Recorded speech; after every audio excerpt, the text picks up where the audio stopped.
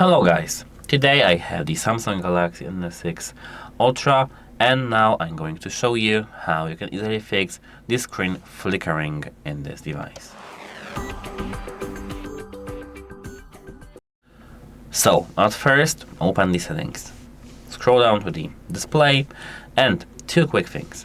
Adjust the brightness up until you see your screen not flickering and disable the adaptive brightness.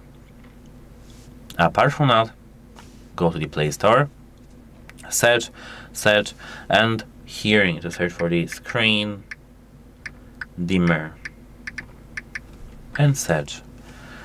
Here, as you can see, we need to find this application. This is this screen dimmer OLED Saver. Tap install button and tap open right here. Here you need to, as you can see, tap to grant permission for everything. Allow permission.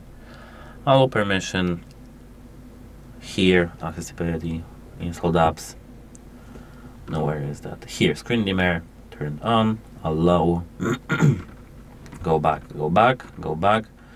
and here, enable service. As I can see, and everything should be working fine now. If it doesn't work for you, you need to contact the device support because your device may be broken. Goodbye.